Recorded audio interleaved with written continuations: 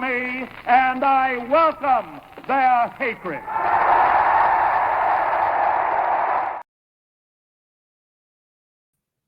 What is up, everybody? This is Hater Radio. My name is Christian McLean.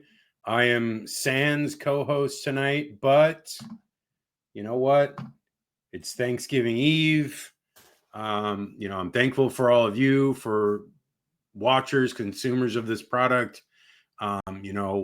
I love college football so much, and I am so thankful to be able to cover this sport the way we do, and to be able to go to the games that I'm able to. I live in LA, so I'm able to go to USC and UCLA games, and also the fact that I can go travel to Florida games and USF games. And, it's been a real pleasure this year. And potentially I might go to a playoff game depending on what locations they'll be and how inexpensive it'll be to be able to get there. But, this has been a great year. I'm thankful for it all. I'm thankful for every one of you. I'm thankful for my wife. We got married this year on my 40th birthday. And, it's been a great year. And I'm very happy to see how things are going so far with college football, with the playoff, with how things now. I did the list of games. There are 24 games that I'm going over with you guys today. 24. That is the most by far I've ever gone over in any preview show in the 9 years that I've ever done this show. So that tells you right there that, this sport is evolving in front of our very eyes to where it's now more inclusive of all teams, or a good number of teams, where, for the longest time, it was only really a handful of teams, maybe 4 or 5 teams each year. Now it is literally the entire top 25 has a shot of getting to the playoff, even into the last week of the season, and maybe depending on what happens in the conference championship games as well. So this gives more conversation. This makes this stuff more interesting. More people are tuning in. I mean, I can only imagine what the ratings are going to be the next couple of weeks and into the playoffs. It should be pretty large. I may be wrong, but I feel like the sport is just growing ever so much as things expand, as we, modernize the game.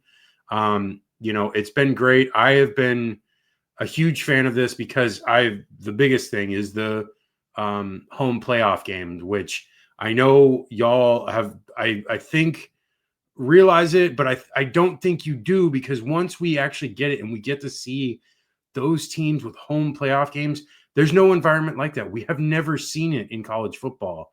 90,000, 100,000 seat stadiums with literally a chance to win a championship on the line in those games, in those stadiums. I mean, the fervor, the environment, the aura, the everything about it will just be top notch. And I'm definitely trying to see if I can go to one of them, because it'll be remarkable regardless. So let's jump into first, before we do the week 14 preview, let's jump into conference championship game scenarios.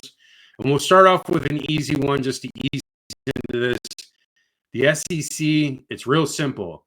Georgia is in, and then the other side is either Texas or Texas A&M. And whoever wins that game on Saturday goes. So literally, we already basically know what the SEC championship game is going to be like.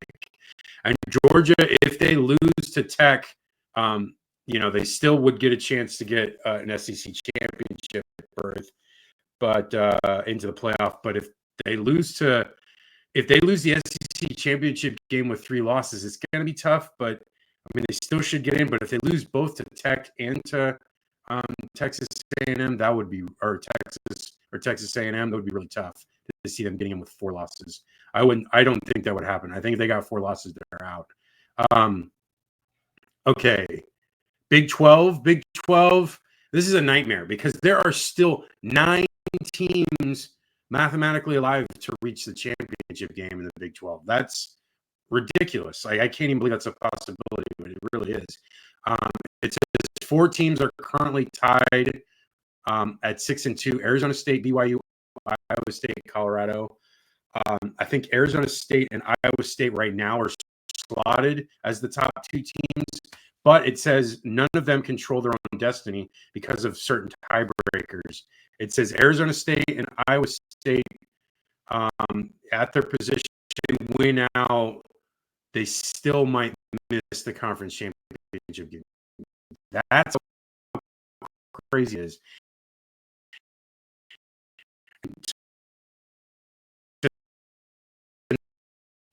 Now,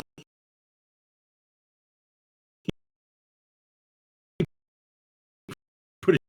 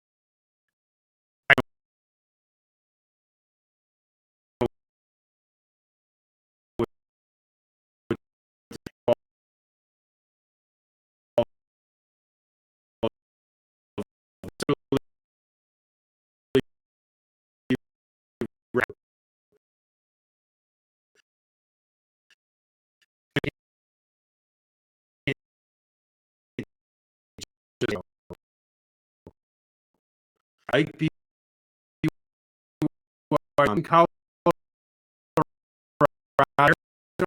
State, it was not very good today against Arizona with the great night on the college and final conference weeks. State clinches with they beat Saturday last, and I'm really excited wise of Tulane. They Tulane and USF they're in the last 3 points. That is in 3 games. I mean, and they let's see, Navy, they beat USF 21-3, and what's the other one they lost? They lost one early, I believe. Where is it? Lost to Navy. Oh, UTSA. And UTSA, they've been kind of like off the radar. Like, I know that they had a good quarterback for a few years, and then he's finally gone now. So, like, I haven't followed them as much because USF didn't play them. And, like, I don't know really how well they're doing. But I've heard them every once in a while, like, come up and, like, oh, UTSA made this win. It's like, obviously beating Memphis is a huge win for them. But, no, I think this Memphis team is good enough to score enough points. Where also, though, Tulane has been really great on defense lately. So maybe they're just going to smoke them again. I don't think it's going to be a shutout, but I think it might be like a close game, like a 24-14 game. And I think Tulane wins and then sets up a really important AAC championship game with Army, because Army, like right now after that Notre Dame loss, really doesn't have a shot at the playoff. But I don't know. I mean, a win over Tulane in the AAC championship game would be kind of huge and could move the needle a little bit. I don't know what to tell you when we get to that, but right now, as far as this game, I believe Tulane's going to win, like I said, 24-14. So let's move on to Oklahoma State, Colorado. This Oklahoma State team is terrible. They've their quarterback play has been just garbage, and Colorado is a way better team than Oklahoma State at this point. Shedeur Sanders, obviously very talented, and same with Travis Hunter. I called it out last week. I knew that Kansas was going to win that game against Colorado, but I think they bounce back here. I think they win pretty convincingly. Oklahoma State is just not a good team. I'm going to say Colorado wins like 38 to probably 20. Okay, next game we got Oregon State, Boise State. Again, Ian's more of the G5 guy, so he would know more about Boise specifically and Oregon State. Oregon State, I don't know a ton about. Obviously, they've been kind of under the radar because of the Pac-2 stuff. They're kind of just, there, but not really positioned for anything. They haven't really done a ton all year. Boise State, on the other hand, is 10-1 with a possible Heisman candidate on their roster, which at this point, Gentie's going to New York. It's just if he's going to win it or not, which is going to be close. It's probably going to be him, Travis Hunter, and Cam Ward at this point. I think Gentie's going to have a real good game. I think he probably hits 200 and goes for at least 2 TDs. And so I think Boise State wins probably 31 to 17. Next game we got Mississippi State, Ole Miss. I feel really bad for Ole Miss because they had a shot at the playoff, but I don't feel that bad because that meant Florida got the momentum that they needed by beating a big team like Ole Miss, a top 10 team at the time. So now Florida has a lot of momentum going forward, but Ole Miss has a really slim shot of making the playoffs. I think they said after the loss that they would have a 4% chance of making the playoff, which, considering what happened last year with Florida State, and they had a 97% chance of making the playoff and they didn't. So I'm not out of the realm of probability because of the fact of what certain percentages are. I know it's just kind of made up numbers from ESPN, but I feel like Ole Miss is still there because there's going to be a lot of chaos in the next 2 weeks. And I feel like if they just take care of business at home in the Egg Bowl against Mississippi State, who was having a terrible year under their first year head coach, like they can easily get on track to like have a possibility. They need to win this game. And if they don't, they're completely out. They have a slim chance. They just got to win and hope that a lot of craziness ensues, which, you know, I've seen craziness in sports a lot of times, like, 2011 with the Rays, where they were down like 8-1 or 7-1 in like the seventh inning against the Yankees, came back, stormed and won that game. And they also needed the Red Sox to win a game where they were losing as well. So like things can happen. It's not completely out of the realm of possibility. So they got to win. I feel like they're going to. I feel like they're going to be motivated. And, this is not the end of their story. And I think a lot of people felt like that and they like buried them, but I don't think it is. Okay, so Ole Miss, I'm going to say probably wins like 34 to like 17.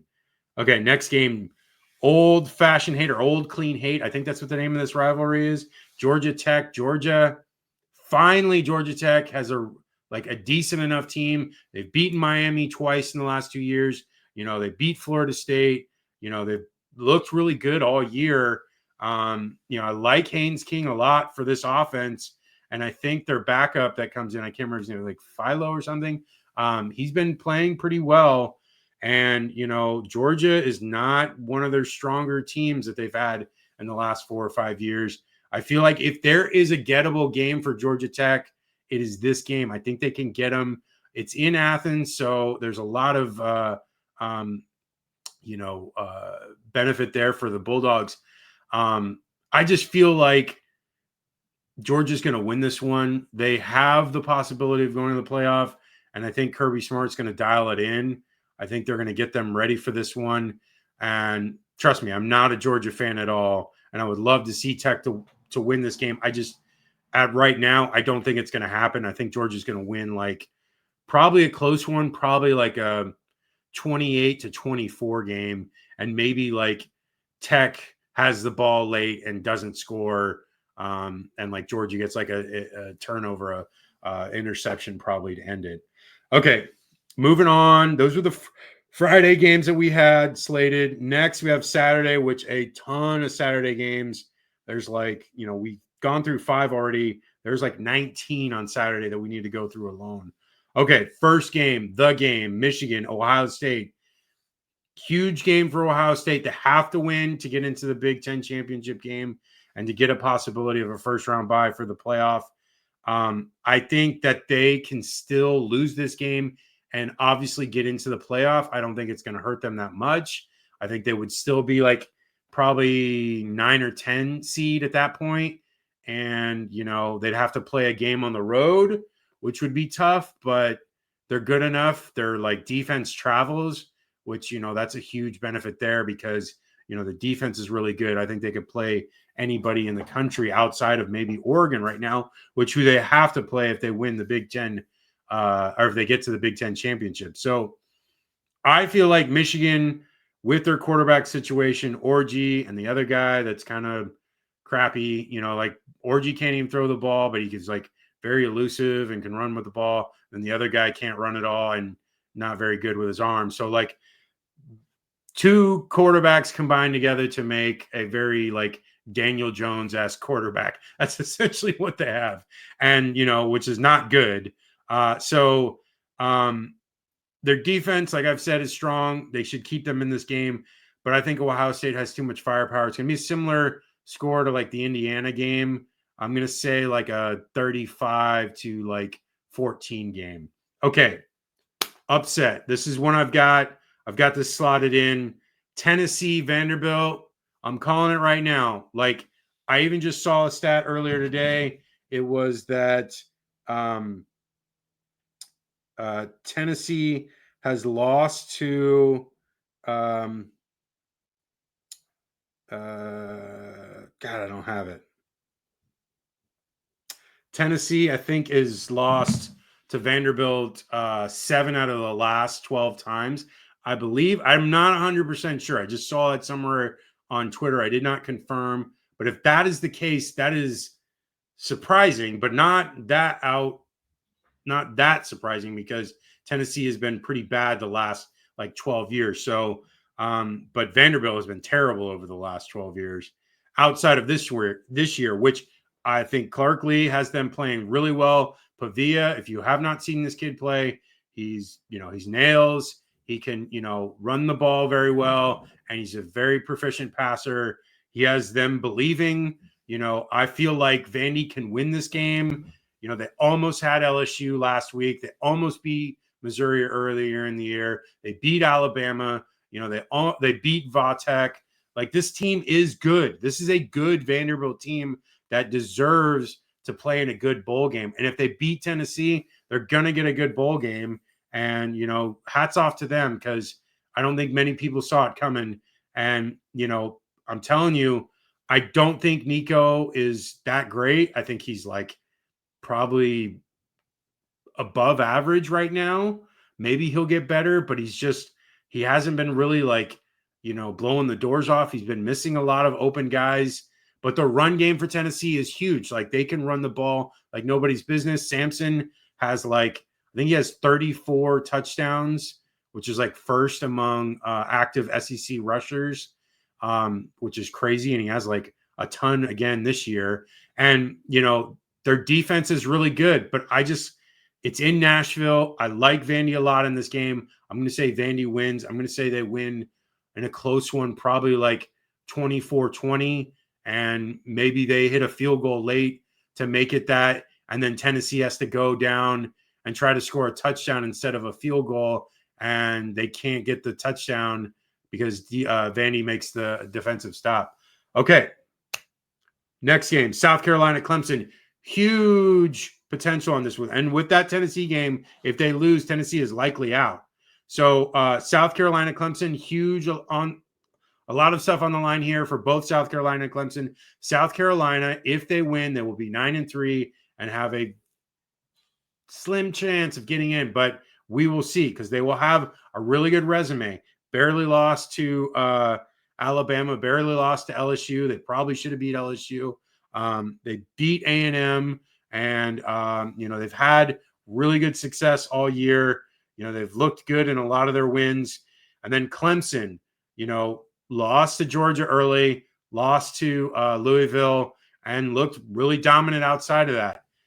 Clemson needs help from Miami to get in the ACC championship game, but they can backdoor into the playoff if they can win this game, being 10-2 and looking really good at 10-2. So this is a huge game, huge rivalry. This is a very heated rivalry, and I hope it's a close game. Because the funny thing about this game is a lot of time it ends up being a blowout.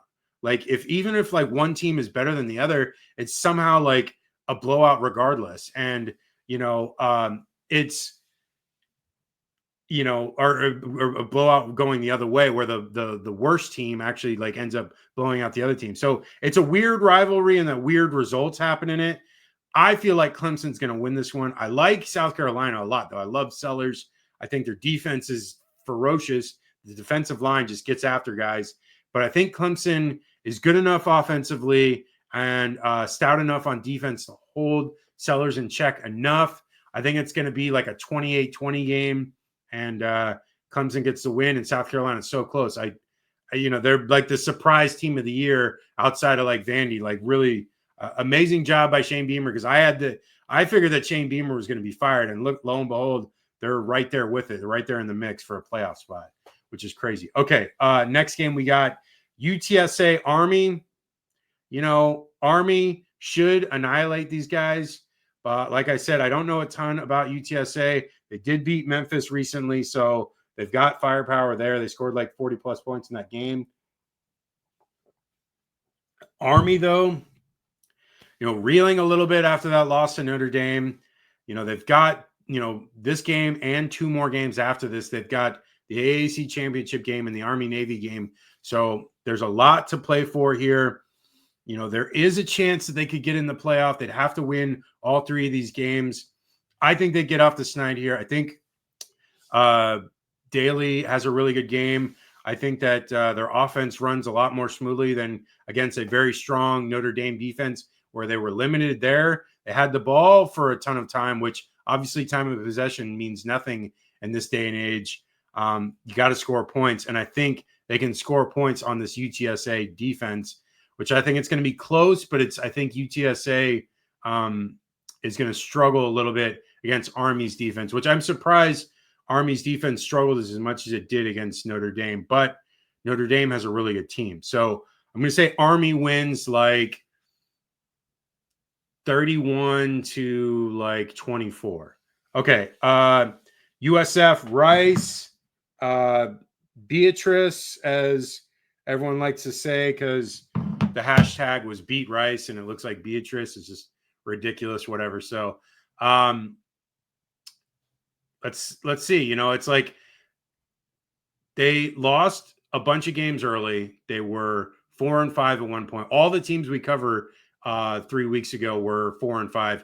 Now Florida is 6-5, USC is 6-5, and USF is 6-5. So all three recovered a little bit. UCLA has kind of struggled a little bit here the last 2 weeks, but so kind of turning the boat around. USF with their schedule was front loaded. They had Alabama, Miami, Tulane, Memphis, all 4 of the first 6 games. So like it was going to be a struggle. They were hoping to go 2-2 in those games and they went 0-4. And that really kind of, buried their schedule a little bit, or their season. And if they had beaten Navy, it may have been even more of a turnaround job that he did after those 4 losses, but they lost to Navy. And so, but the back end of the schedule was very easy. It was very manageable, and that they could take a lot of games and win them easily. I mean, they smoked Charlotte. They smoked UAB. They smoked who did they smoke last week? What was it? I can't remember the team, but the USF smoked the team last week. And so it's like, they've really kind of recovered now since Tulsa. And so they've righted the ship. They've got the bowl game as they're going to come into. If they win this game, they're 7-5. If they win the bowl game, they're 8-5. And 8-5 is already a progression from last year, which was 7-6.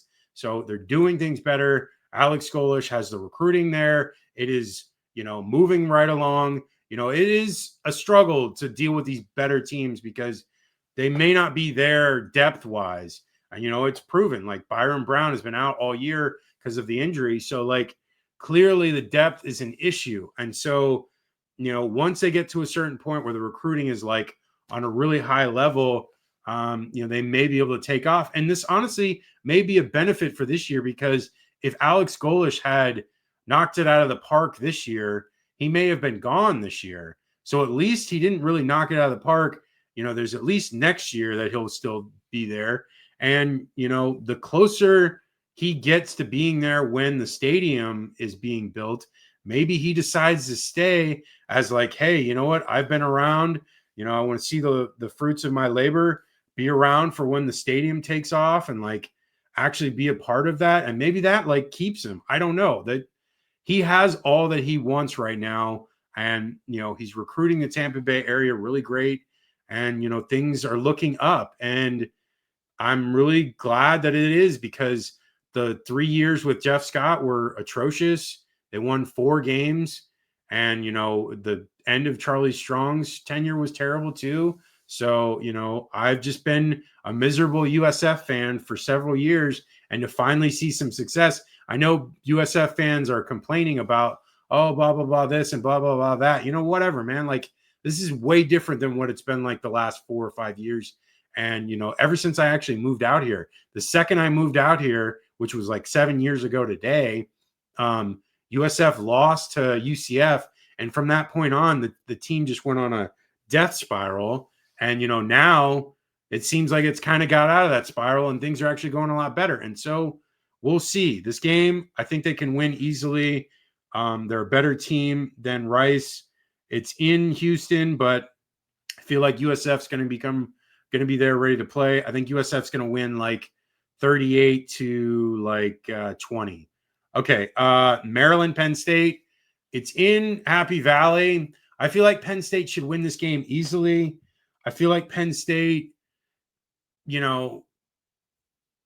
should get their offense right, but there is a chance that they may get beat by this Maryland team. And that's what's crazy, because it's like Penn State has everything to play for here.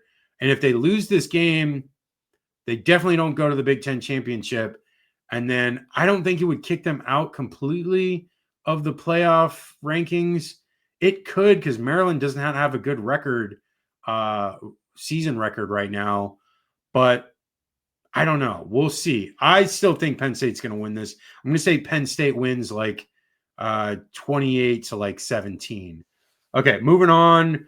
Auburn, Alabama, Iron Bowl. All right. So Alabama, again, another team with a possibility. This is the great thing about the expanded playoff. And a 3-loss team in the SEC still has a shot at making the playoff. I think they have a lot to play for. Auburn, though, on the other hand, last week, decimated A&M's chances a good amount. They're not, A&M's not completely dead, obviously, but Auburn is feeling that. They looked really good in that game against A&M, and A&M is a really good team. I feel like Alabama will have a lot to play for here. I know people are saying oh, there's no playoff shot. No, there is. Crazy things can happen considering the scenarios that we have for the Big 12 championship game. Anything is possible. So I think Milroe has to do better in this game. If they want to win this game, he has to have one interception or less. He cannot have more than 2. You saw 3 last week, and they just completely obliterated any shot of winning that game. And Auburn with Peyton Thorne, they're moving the ball. Maybe Peyton Thorne has finally gotten it. It's finally clicking to him. I think Auburn will be able to score some points. Alabama, if Milroe can eliminate the mistakes, I think they have a good shot of winning this game. I'm going to say Alabama 31, Auburn 27, close one. Okay, another upset. Miami, Syracuse. I'm calling it right now. And the reason I'm calling it is because the Syracuse team has been sneaky good all year.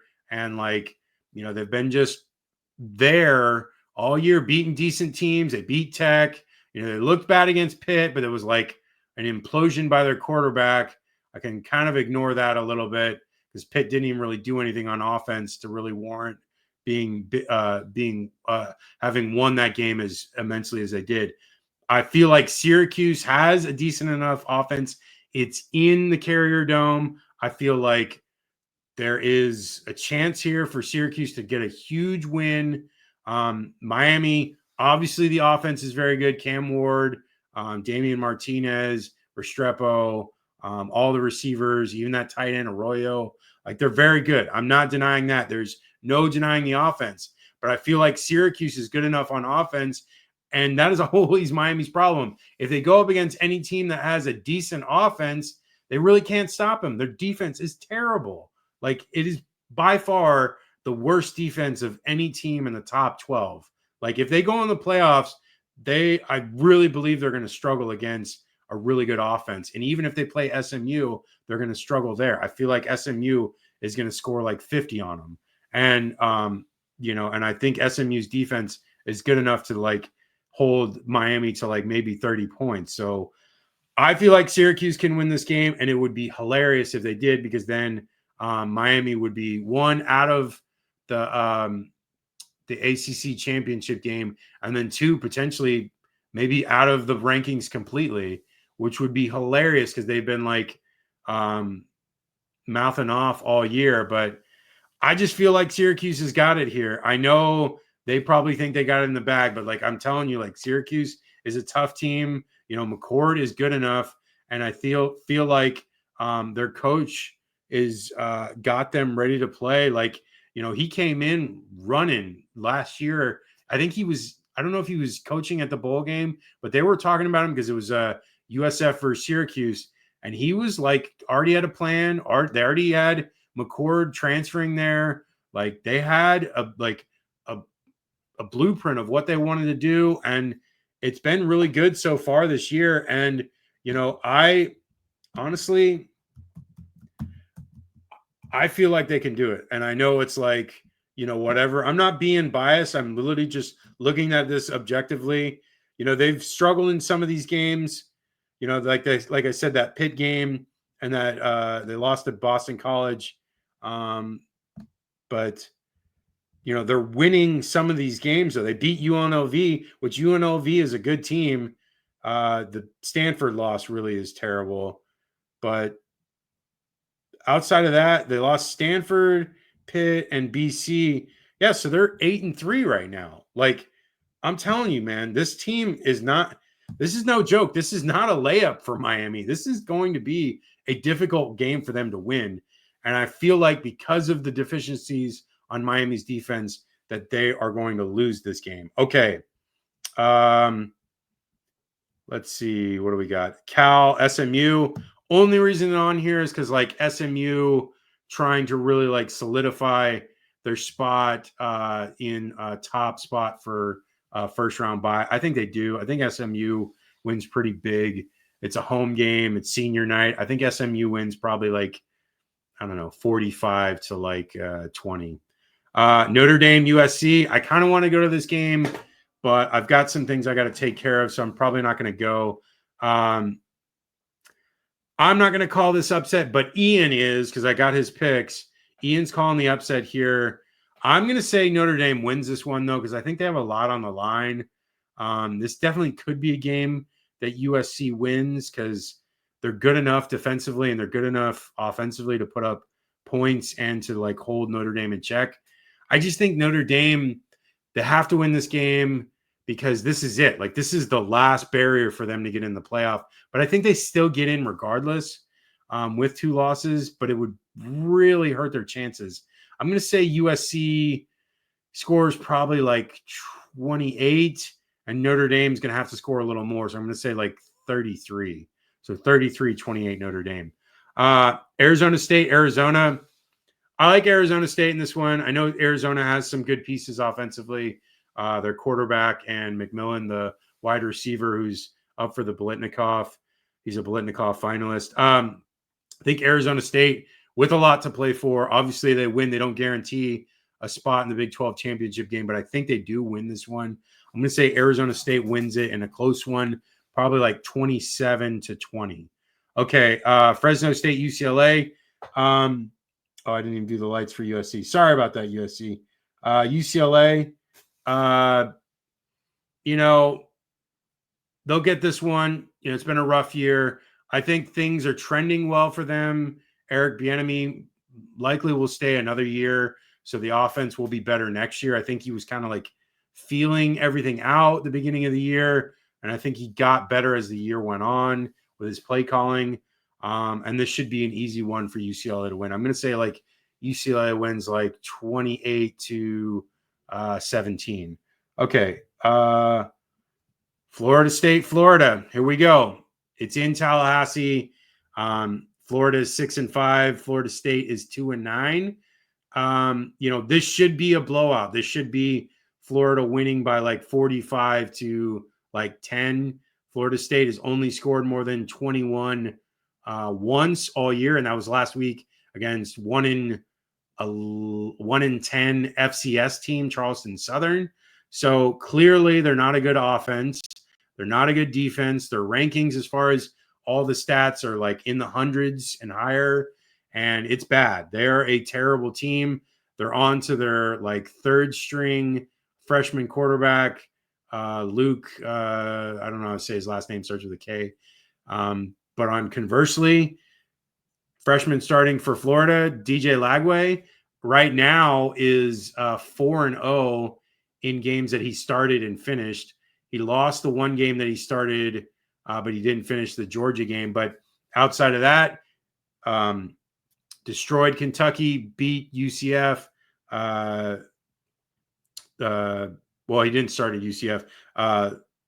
He beat LSU, beat Ole Miss. And so, DJ's looked great, and he's been the difference maker, and the defense as well. I think both of those two things are what have been the difference for the Florida team right now. You know, the fact that they have turned the corner defensively. They've really started to make stops when they needed to. You know, it's bend, don't break. I think like total defense, they're in the hundreds, but as far as red zone defense, they're like, I think it was 12th I saw. So like they really are proficient at making stops. They've made a ton of fourth down stops inside plus territory. You know, this week against Ole Miss, they had 2 huge fourth down stops that really were the difference in the game, because if Ole Miss gets any points there, there's a really good chance that Florida probably loses that game. And so the defense has been tremendous. Lagway, Jaden Baugh, you know, Montrell looked great last week, coming back from injury fully. Elijah Badger, if you don't know who this kid is, probably going to the NFL next year and going to look real good. Should be like a day 2, maybe day 3 pick, but probably like 3rd or 4th round. He's really solid, very good hands, just a all-around great receiver. You know, I don't know. I just don't feel like Florida should lose this game.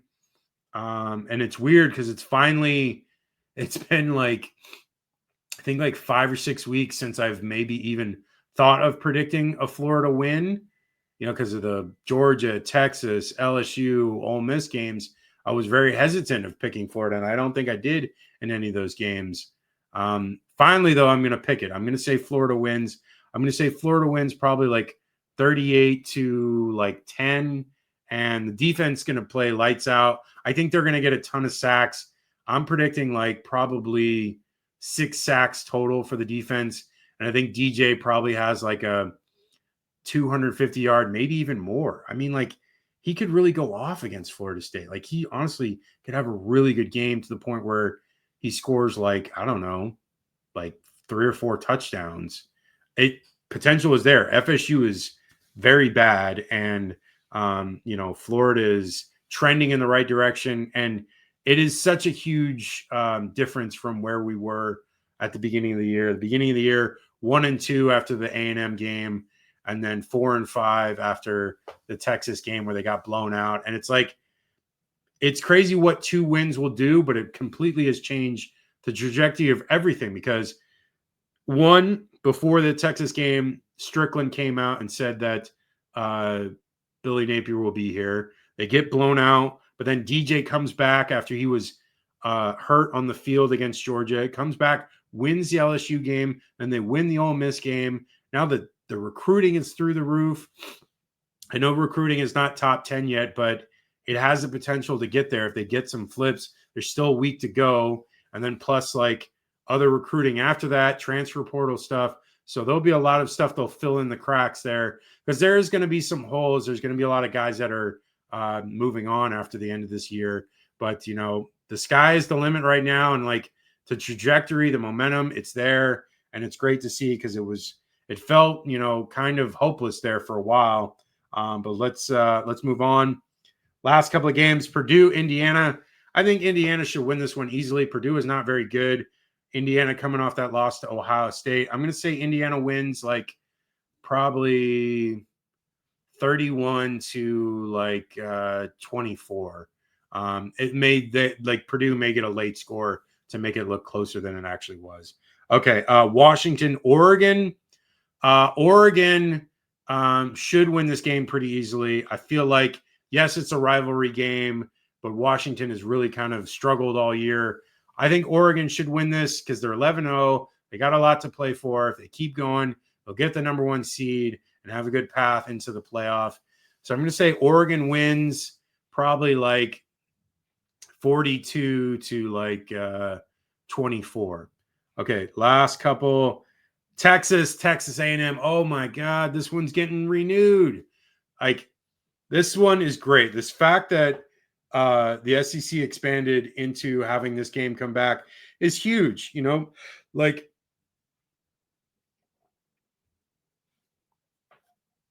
we didn't have this game for 13 years or whatever it was since Texas A&M left the Big 12, and now we have it again. This was such a huge rivalry. I mean, I remember this when I was younger, and it always being a big thing. And like, I know that like when the game was actually played moved around a bit, if it was Friday or if it was Thursday or like whatever on Thanksgiving weekend.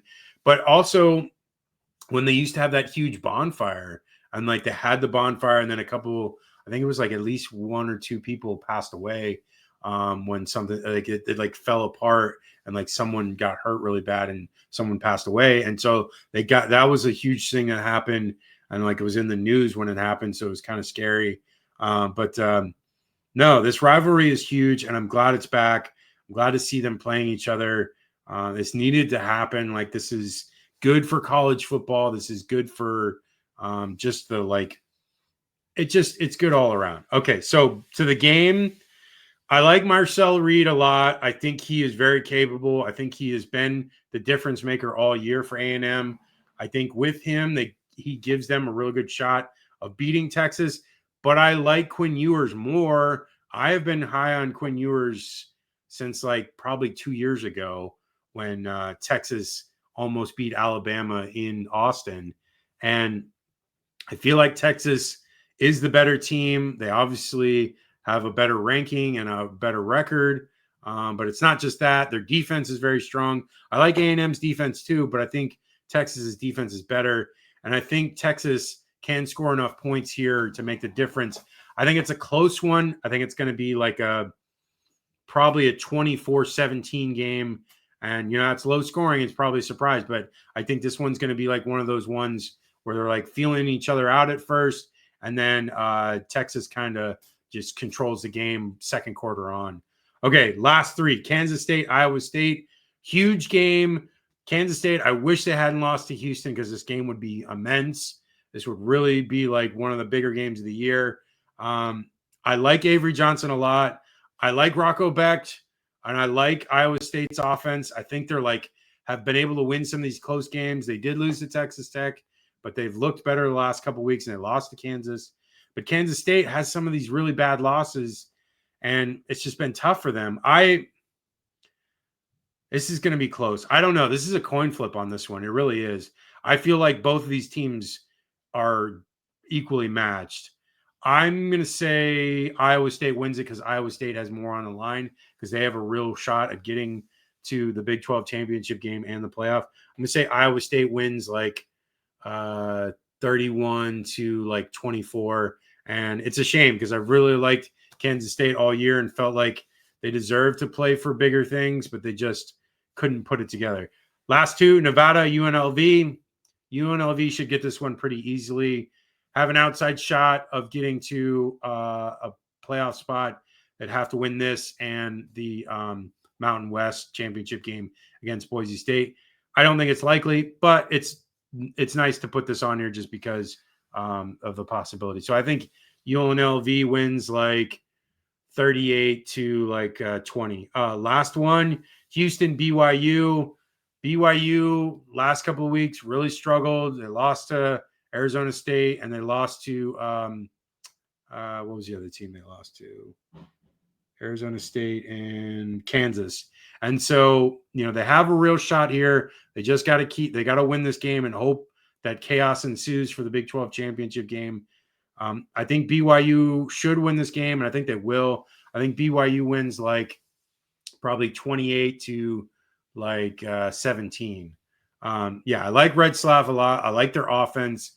And again, they score a lot of non-offensive touchdowns on both special teams and defense collectively.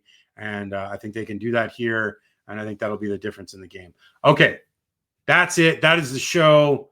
Happy Thanksgiving to you all. Like, subscribe, comment, follow, share everything you can for us. We're on all the social medias. We're on Twitter, X, Threads, Instagram, TikTok, Facebook, YouTube. Follow us there. Like I said, help us out. Haterradio.com is going to have some articles coming up the next couple of weeks for the playoffs, and hopefully something here for Florida when they win this game. And then that's the regular season. So we'll have the regular season show Sunday, 8 p.m. Eastern, 5 p.m. Pacific. And then from then on out, it's just playoff shows.